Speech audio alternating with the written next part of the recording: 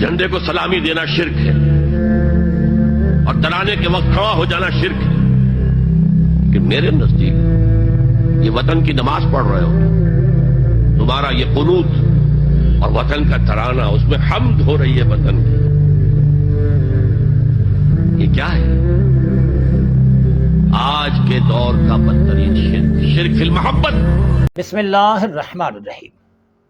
Doctor اسرار بڑے تمطراق سے، دھڑلے سے، ڈھٹائی سے یہ بات علل اعلان کہتا ہے کہ ترانے کے لیے کھڑا ہونا، پرچم کو سلامی دینا یہ شرک ہے، اور میرے نزدیک یہ سب سے بڑا شرک ہے۔ سوال یہ ہے کہ ڈاکٹر اسرار کو کس نے یہ اتھارٹی دی اور کس نے اس کو اس بات کی اجازت دی کہ اس چیز کو شرک قرار دے؟ کیا ڈاکٹر اسرار کے پاس قرآن مجید سے کوئی دلیل ہے؟ کیا ڈاکٹر کے پاس حدیث سے کوئی دلیل ہے؟ اجماع سے کوئی دلیل ہے؟ نہیں، پاس کچھ بھی نہیں، اور کہتا ہے میرے نزدیک۔ اب ڈاکٹر اسرار کی اپنی حیثیت کیا ہے؟ کیا وہ قرآن کے قائم مقام ہے؟ کیا وہ حدیث کے قائم مقام ہے؟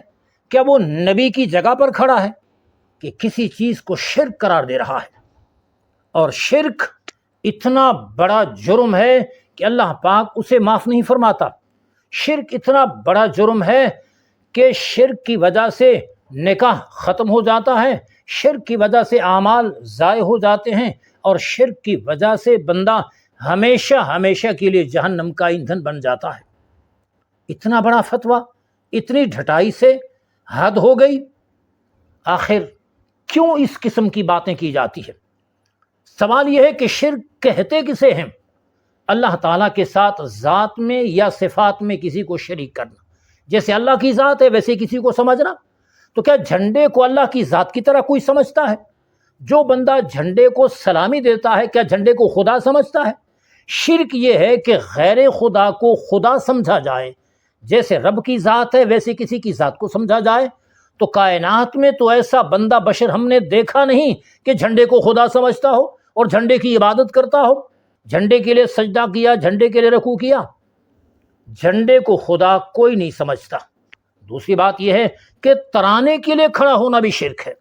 بڑی عجیب بات ہے، ترانے کے لیے کھڑا ہونا کیسے شرک ہو سکتا ہے؟ اللہ تعالیٰ کی طرح کسی میں صفات سمجھے جائیں یا اللہ تعالیٰ کی طرح کسی کی ذات کو سمجھا جائے، یہاں نہ جھنڈے کو اور نہ ترانے کو اللہ تعالیٰ کے ساتھ ذات و صفات میں شریک کیا جاتا ہے، تو پھر شرک کیسے ہو گیا؟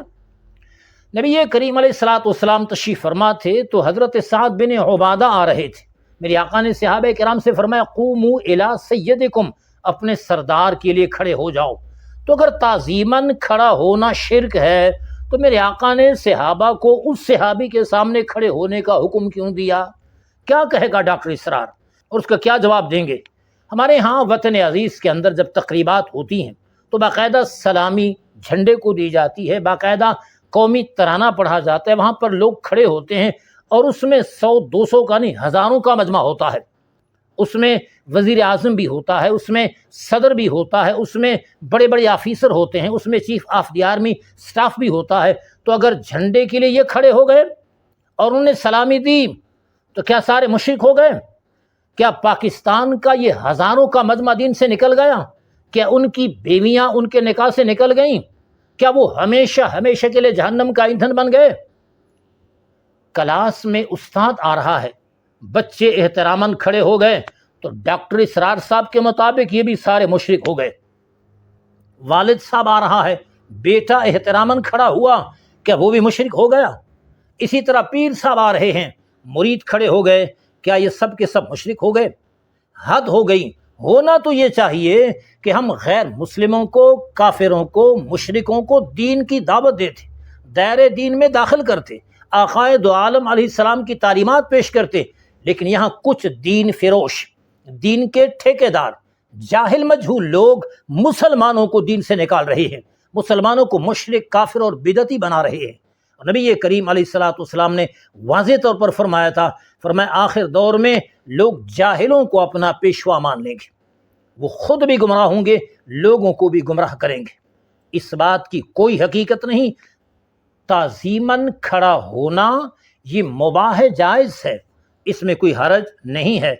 والد کے لیے، استاد کے لیے، کسی بڑے کے لیے جس قیام تعظیمی سے منع کیا گیا، اس سے مراد یہ ہے کہ بندہ بیٹھا رہے اور وہ چاہے لوگ میرے سامنے کھڑے رہیں، یہ تعظیم منع ہے۔